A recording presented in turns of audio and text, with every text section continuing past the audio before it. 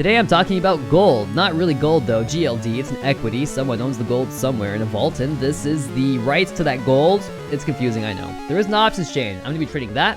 I want to pick my analysis up where I left off. I had supposed that the price was moving in a bullish motive wave at the minor degree, and that we were in the third wave of that motive wave form, the most commonly extended wave. And supposing that that is true, I have this count, which is pretty consistent with that hypothesis. We have recently seen the price come way down. 158 was the price level at which I bailed out unscathed too. And the price did come down all the way to 151, and I just kind of sat out for a while, and that was smart.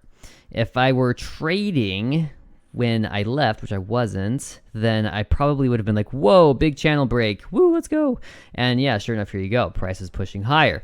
From this point on though, I am expecting a retracement down to even as far as $160.70, which is pretty brutal. But if the price does come to this level and bounce, really any decline below the price probably needs to drop below 165 before it bounces, or bounce there around, to really establish that it's been through a retracement, and then push higher and make a new high above 173, and then it's like, yeah, off to the races, let's go.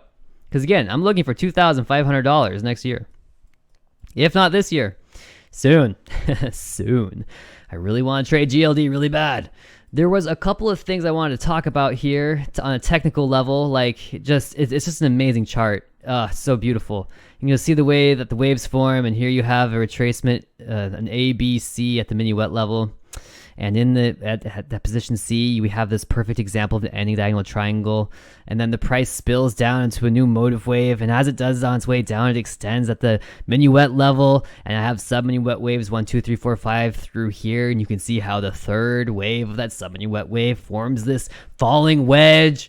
Oh, this ending diagonal triangle right after the awesome other ending diagonal triangle. They're both ending diagonal triangles, but they're facing different directions, and the trends they're reversing are relatively opposite. So, it's confusing. And now we have this cool minute wave, which could really be the first 3 waves of a motive wave, or just a simple ABC correction, right? I mean, really, I can see the price doing all the things.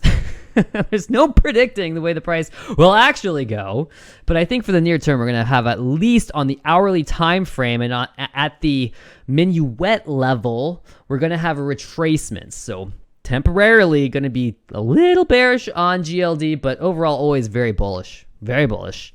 This channel is cool. This was a really hard Elliott wave to come up with. When I start my Elliott wave counts, I always find the lows and the highs, and I say, okay, where do I gotta start? Like, this is the low, and then does it come back down as far? It does, right? So this could be 1, 2, 3, 4, and this could be all 5. It doesn't really matter. But I started the count here, actually, at the second low.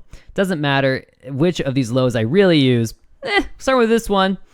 Pushing up for wave 1, 2, and this next jump. Look at the stair stepping here. Isn't that cool? It's just stair steps. So what do you do there? That was hard to figure out. And I said, well, I have to do a third wave extension. And when I did that, I had to call the top of wave 3 way out here. And then wave 5 would also have to be in this weird, awkward extension following this channel. And that this big push was just an overextension of the channel, which is fine. It looks weird, but the RSI supports that. You're going to see the tops of motive waves when the RSI is overbought or oversold. So I did that and considered the extensions. This is what worked out. At the end of the day, didn't really matter, but implied volatility did make an important flip right in the middle of whatever channel and wave we're in. And so that's kind of a big deal when the implied volatility flips its correlation with the price trend, then you know something's cooking. So for the time being, price drops, implied volatility drops with it, and then it'll be off to the races. I think this. I've got the dollar strength in my mind as well, and I know it's in correction, so it's possible we see mirroring moves in the dollar. That's all I want to talk about right now, I guess. Just these videos get so lengthy, but these wave counts, they take a long time to put together. They really do. And I could zoom out and go on for like an hour and a half, but I won't.